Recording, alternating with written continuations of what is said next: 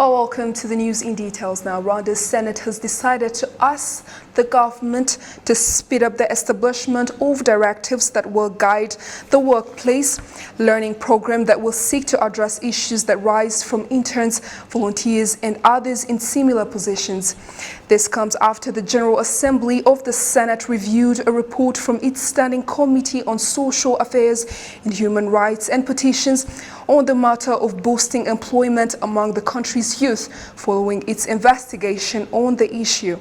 Now, the committee found that since the National Strategy for Transformation was introduced 4 years ago, close to 780,000 jobs have been created, and almost 85% of them for the youth. It has also established that measures are in place to deal with the challenges that have continued to be encountered when it comes to youth employment. Now, the committee, however, pointed out that there needs to be a reconciliation between what sort of knowledge is imparted in schools and demanded of the job market, and that obstacles for young entrepreneurs should also be eliminated, with their startups aligned to meet loan requirements from banks and other financial institutions. Now, moving on to the Chief of the General Staff of the Angola Armed Forces, General Antonio Egidio de Sousa Santos, is on an official visit here in Rwanda that began on Monday and will end on Friday. Now, on Tuesday, the Chief of the General and his delegation held bilateral discussions with the RDF Chief of Defense Staff, General Jean Bosco Kazura, at the RDF headquarters in Kimihurura. He also paid a courtesy call on the Minister of Defense, Major General Albert Murasira. In an interview after his visit, the Angolan Chief of the General Staff said that the purpose of his visit is to strengthen the existing military cooperation between the forces of the two countries in different areas and specialties in operations and training. General Santos also his paid visit at the graves of the victims of the 1994 genocide against the Tutsi buried at Kigali Genocide Memorial located at Gisozi, and visited the Campaign Against Genocide Museum. He will also visit the RDF Command and Staff College in Musanze and Rwanda's border with the DRC before his departure on Friday. Now let's head on to citizens from the 50 sectors placed under lockdown say the 14 days accorded to them will be used to up the COVID-19 measures in place. A cross-section of citizens living in various sectors in Ruhashya district and Shyorongi district say that they are in a lockdown due to the negligence of some of their peers of the COVID-19 measures put in place. They say they are ready to work on all measures put in place to ensure that they are not kept in the lockdown for long. We are ready for this, although we know that this will affect us because this is where I work from and this is where I get my livelihood from.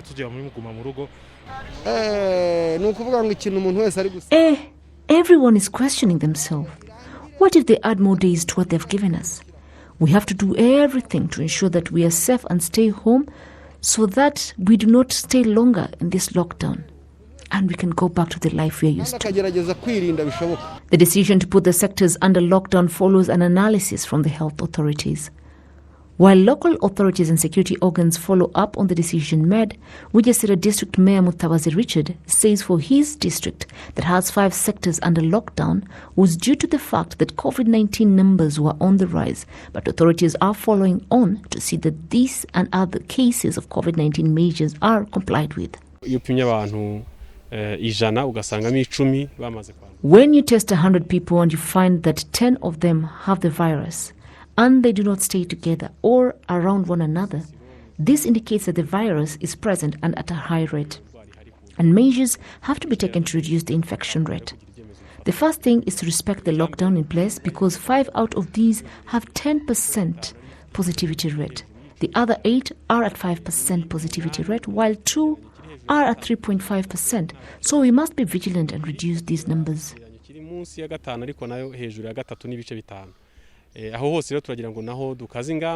Minister for Local Government Gatabazi Jean-Marie Vianney explains reasons as to why these sectors are under the lockdown and how the vulnerable will be assisted. iyi mirenge yagaragajwe kuri ubu ngubu yashyizwemo guma mu rugo iyo hafi ya yose irengeje 10%. These sectors were put under the lockdown after the infection rates were 10%. There was no other alternative, and also to remind them that if we opened other paths and they interacted, then the virus will be all over the country. When you look at these sectors, you find some sectors that had farmers who were reaping their crops. So we will look into who might need the help here as opposed to Kigali, who have nowhere to farm. The sectors included in the lockdown are located in all 13 districts that were part of the inter-district lockdown, where most of the activities were carried out, but travel to and fro was prohibited. The southern province is the most affected with 25 sectors, the eastern province 16, the west is 6, while the northern province has 3. The program will be implemented from July the 28th to August 10th, 2021. People who studied in technical and vocational education and training schools say the skills they acquired helped them to find employment far more easier compared to those who went to regular schools. Now, Rwanda's government has committed to improving TVET schools in the country, ensuring that they are properly equipped and that their curriculum remains geared to Rwanda's developmental aspirations. The benefits of studying in technical and vocational education and training schools, or TVET, are numerous after students go out into the job market, mainly because they instill skills one will not find in regular schools. Hari improvement zigenda zikorwa. There are improvements being made in TVET schools. I will use myself as an example. I undertook vocational training right from secondary school, and at the workshop, the machines were manual in nature. Today they are using automated ones, so there is a big difference between students in TVET schools today and say 10 years ago, because the sort of technology being used in them today is much more advanced. The schools are now properly equipped, and the sort of skills students get from them fit with the demand on the job market. Also, students are now able to easily do their own research on the internet, especially when it comes to practical work, to see and learn for themselves how certain things are done. Teachers in TVET schools agree that they are now properly stocked, but say the government also needs to help private schools to properly equip their workshops as well and help with capacity building among staff members. Giving a presentation to Parliament last week on the government's plans when it comes to TVET schools, the Prime Minister of Rwanda stressed that improving them further will take more than just one approach. Our objective is that every school has a workshop in line with the trade the students are training for. Let me emphasize that workshops that are not properly equipped must be restocked, and I stress that funding for that must be made available. We want students to have a wide range of knowledge skills, so that even at the secondary school level they are able to work on construction sites with a variety of skills, from electrical installation to plumbing. In general, we are also revising the curriculum so that students graduate with the sort of skills the job market needs that will be useful both to that individual and the country as well. The changes we are implementing are widespread in nature. The government is looking to build 56 new TVET schools in the country every year, so that they will be 554 by 2024. All of the country's polytechnics have internet connectivity, while 82% of TVET schools have it as well. Education says that over the past 5 years, the number of issues related to mismanagement of assets and finances at the University of Rwanda has gone from 246 to only 52, which gives confidence that the rest are being dealt with as well. Gloria Mutesi has more of the details. Since its inception in 2013, no year has passed without the Auditor General criticizing the University of Rwanda for its misuse and management of finances and assets that seem to have been rampant in the university.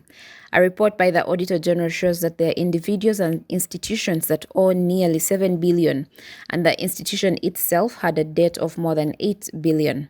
The Minister of Education, Dr. Uwamariya Valentin, says the main issue is that all the debts don't have supporting documents, even though most of them belong to RSSB. So in total, the University of Rwanda has debts it owes to people of up to 14 billion since its inception. Solutions have been sought, and so far 4 billion has been paid. For the other more than 8 billion, there are no supporting documents or records for it to be paid. Some of the money comes from RSSB contributions that were not paid between 1999 and 2008 and in the subsequent years. The other thing we can say is that there's now a committee following up the issues of RSSB. So far, 1,900 dossiers have been looked at, and the process is still ongoing. The Minister of Education made the remarks on Tuesday before the General Assembly of the Chamber of Deputies on issues of management and misuse of finances and assets that have been long apparent at the University of Rwanda. As we've seen in the various Auditor General reports, the university property is not properly monitored. Tell us the reasons, whether it's negligence or the university leadership not being able to follow up on the responsible parties. The Minister of Education, Dr. Uwamaria Valentin, explained that in general, all these issues are rooted in the mismanagement of the former universities and colleges that have merged with the University of Rwanda, but also emphasizes that there are some issues that have started to be resolved following the Auditor General's recommendation. The Auditor General therefore audited the financial year that ended on June 30th, 2014 for all the institutions that were merged into the University of Rwanda. Not one of these institutions received a clean bill of health from the Auditor General that year. The following fiscal year, again, the Auditor General found mismanagement in the university after it was merged. 78% of the problems that denied the university a clean bill of health from the Auditor General all the way until the end of the fiscal year that ended on the 30th of June 2019 stemmed from those institutions before the merging, and the remaining 22% after they were merged. The audit findings have established that the university has reduced the problems it's grappling with from 246 to only 52. Another indication that the university is working to resolve its problems is that at the end of the last fiscal year, it managed to get an except for opinion on matters to do with the value of its finances, the best it has had since it was established. The Minister of Education gave a written explanation to the parliamentarians after verbal explanations in June were deemed insufficient. Gloria Mutesi, reporting for RTV News. The Rwanda Agricultural Board has announced that new drugs have been introduced in the market that can combat pests that have been attacking crops for a while now, including oranges, mangoes, and avocados. It was after fruit farmers in Nyagatare district recently expressed concerns over the problem of pests that are damaging their crops and causing them losses. Some fruit farmers say the pests had become prevalent in Nyagatare district these past 3 years, damaging their fruits, hence incurring losses. We used to harvest 30 tons of oranges in one season, but now we can't even get 200 kilos. We incurred losses of fruits on up to 3 hectares, and yet in a good season we would earn about 30 million from just 1 hectare. A study by a team of researchers from RAB examined the issue, especially for oranges and mangoes, where it was noted that there were pests affecting these trees, but it was said that it was not new in Rwanda. RAB officials now say that a solution has been found for this challenge. We have various pesticides that we have on the market, and we're encouraging farmers to use them, such as Rocket, Calibre, or Vital, as commonly known on the market. Climate change is also one of the main reasons believed to be causing the spread of these pests. However, the pests affecting avocado trees seem to be a new type that was first identified 5 months ago. For the avocado trees, we've identified a new pest, and when it eats the fruit, it produces water which changes the color. And when you peel the avocado fruit, when it's ready, the surface will be rough, like it has small stones in it. Farmers, on the other hand, point out that some of the pesticides that they used are no longer capable of pest control, but RAB has assured them that the pesticides will also be subject to in-depth research. COVID-19 patients on home-based care in Goma district say they appreciate the role of health counselors in monitoring them, with the district administration assuring counselors that they would have the necessary equipment to carry out their duties.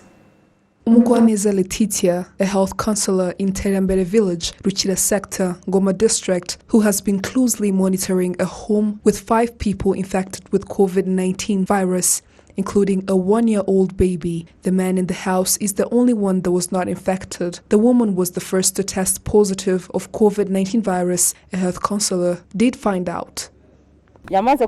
She was tested positive for COVID-19 virus during the evening, and I got to know it the next day in the morning, so I came to check on them. Health counselors have been taught how to avoid getting infected. Mugwaneza is wearing a scrub and a face shield while at one Nzaimana's house, where she was conducting a COVID-19 test on her to see if she has recovered. The rest of the members in that house will have to get tested again as well to know their status. Usually I ask them how they're doing, and they tell me they are okay, except for the first time I came, the old woman in the house was not eating anything. So I approached her and calmed her down as I told her that she will recover eventually, and the next morning she told me she now has appetite and she is eating. The first time she came here, she brought a kilogram of rice and a kilogram of maize flour and firewood. After receiving counseling, she continued to breastfeed her baby. Before I breastfed, I first washed my hands, and after I shower, I would bath my child as well. 5 people in the household had tested positive for COVID-19 virus. After being tested again, they all turned out negative. In terms of nutrition, one of the things that helped them while they were infected was the milk from their cow, which they were given to by the Girinka program, and it had given birth to a calf that is now 1 month old. They milk about 6 liters from the cow. We used to take milk in the morning, during midday, and in the evening. We thank our President Paul Kagame for the Girinka program. Milk consumption was helpful during our recovery. Health counselors are commended for their role in monitoring the health of the COVID-19 patients on home-based care, as mentioned by the mayor of Ngoma district, Dambaje Aphrodis. Health counselors are very valuable people. Every village has 4 health counselors. The first thing we expect from them is to spread awareness about the COVID-19 pandemic, because citizens need constant reminding and to be educated as well. Secondly, they are near to the people, and because they are the ones that normally treat them, it is easy for the residents to confide in them, so they need to monitor those that are infected and advise them on what to do next. The mayor of Ngoma district has promised health counselors that the district will provide them with the equipment they need while monitoring COVID-19 patients. Genocide survivors in what used to be Ruhashya commune and others who worked with Venant Rutunga in the former ISAR Rubona, which is now RAB, say he was instrumental in the massacre of the Tutsi who had taken refuge on the hill of Rwanda. Now they say the fact that he has been brought back to face justice not only shows that the government is in good relations with other countries, but that they are keen to see genocide suspects brought to justice. Take a look. Rutunga Venant was born in the former Ruhengeri prefecture in 1949, which is now Gakenye district. Between 1983 and 1984, Rutunga Venant became the deputy director of the former ISAR Rubona Center. This is a post he stayed for long, even during the times of Gahamanyi, who was a leader then, and during the times of Charles Dereyehe, who is also on the list of the wanted for the atrocities committed during the 1994 genocide that was perpetrated against the Tutsi. Some witnesses, who did not want their identities released for security reasons, said Venant Rutunga had chaired several meetings to discuss the plans for the April 1994 genocide. He held meetings with others that prepared the genocide that was called crisis meetings. He was in charge to ensure that what he said and what was said was followed to the letter. He would go around to gather information from everyone, to even knowing who they were and what tribes they belonged to. In the former ISAR Rubona, there were many Tutsi who sought refuge from the former communes of Ruhashya, Rusatira, Maraba, Mbazi, and Mugusa. There were also some of the survivors who'd come from the former Gikongoro prefecture. The witnesses say that the Tutsis had defended themselves for some time and that they were confident that they would survive because they had already defeated the Interahamwe who were attacking them. After the defeat, Venant Rutunga then drove a car to Butare and brought in gendarmes who had joined the Interahamwe and soldiers living in the camp, and more than 1,000 Tutsis were then killed in the attack. There was an attack and everyone fought them. Venant then went to Butare and brought reinforcement. Rutunga brought the gendarme. And to show that he knew this plan, his wife or children were not around at the time when this was happening. They even went to his house and they fought, but the gendarme protected him and started shooting all around while throwing grenades. They had Interahamwe here and they moved together. If he wasn't around at the time, we would not have faced such animosities. According to the genocide survivors, him being brought to face justice through the Rwandan judiciary underscores the government's role in prosecuting the perpetrators of the 1994 genocide that was perpetrated against the Tutsi. We cannot bring back our people, but we will rest knowing that justice has been served and those behind the killings have been brought to book. If we go through Rutunga, we will even get others out there. I am sure of it. The Executive Secretary of the National Commission for the Fight Against Genocide, CNLG, Dr. Bizimana Jean Damascene, says the fact that these countries are extraditing the genocide perpetrators to Rwanda shows that they value the genocide that was perpetrated against the Tutsi and that they have faith in the Rwandan judiciary system. When the countries bring back the fugitives, that means that they have faith in our justice systems, especially the crimes that involve the 1994 genocide against the Tutsi. The other thing is that they know that our judicial system goes through the international laws and the cases are treated fairly and go by what was required. Up to 1,000 international arrest warrants have been issued by Rwanda in the last 27 years since the end of the genocide that was perpetrated against the Tutsi. In 2014, the UN passed Resolution 2150, reminding all nations that they are obligated to either try genocide suspects for their crimes or send them back to Rwanda to face justice. Following the extradition of the genocide suspect Rutunga Venant by the Netherlands, the National Public Prosecution says there's still a long way to go in regards to bringing hundreds of genocide fugitives to justice.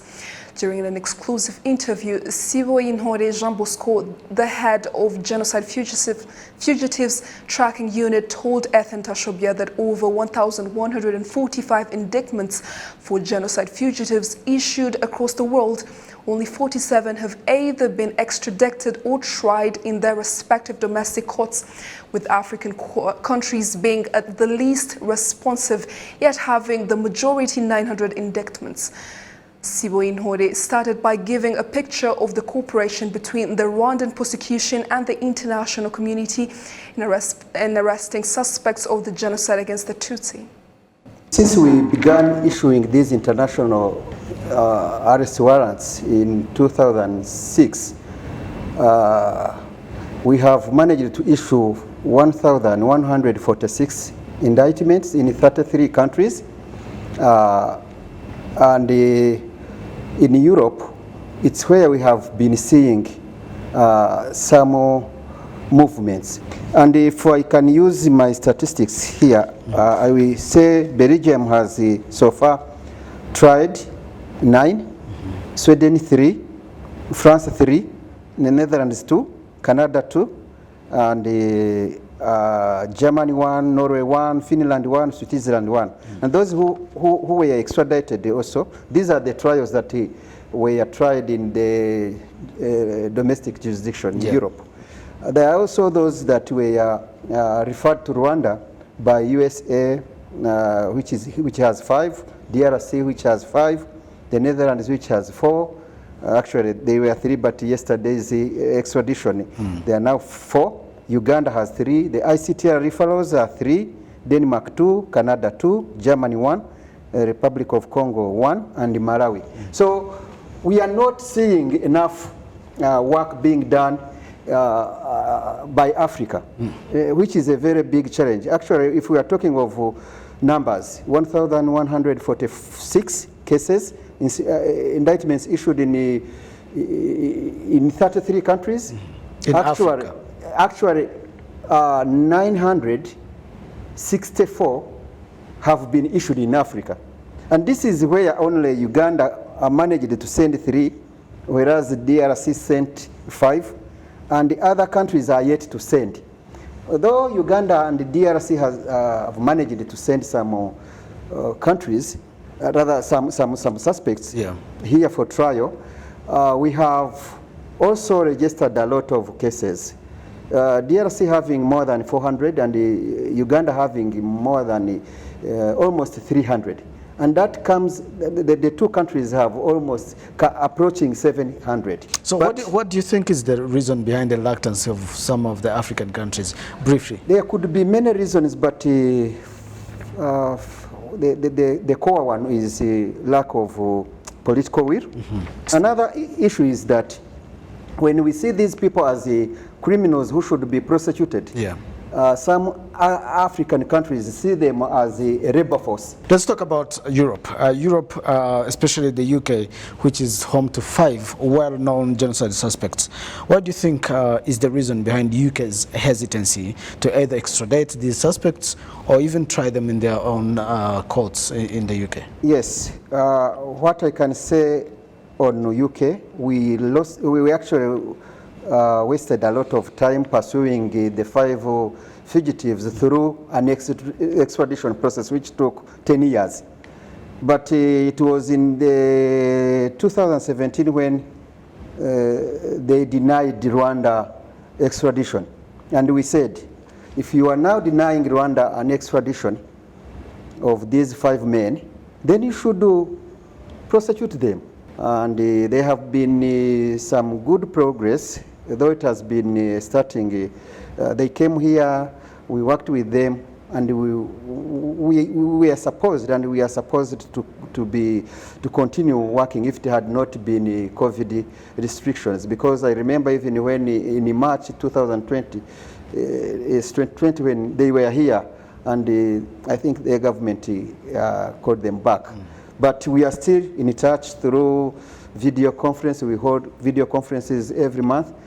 Well, it is going to take time, but I don't see them enjoying impunity. It's just a matter of time. Okay. Very lastly, coming back to the Netherlands, which extradited Rutunga Venant the other day, is there any other special relationship that the government of Rwanda has with the Netherlands? And if you could also touch briefly about people, the genocide deniers, and those promoting genocide ideology.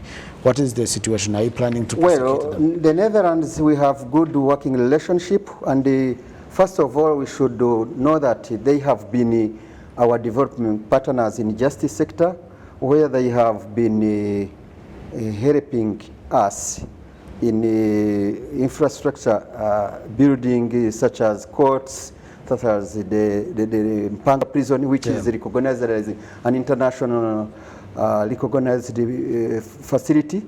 So, and those are actually the parameters under which they examine when they want to send some people here. They will look into fair trial rights, which we have. We have good laws, and we have also legal precedents created by the ICTR and the European Court of Human Rights in Sweden versus Zahorugeze. We have good case laws to suggest to any country that they are going to be fair trial in Rwanda.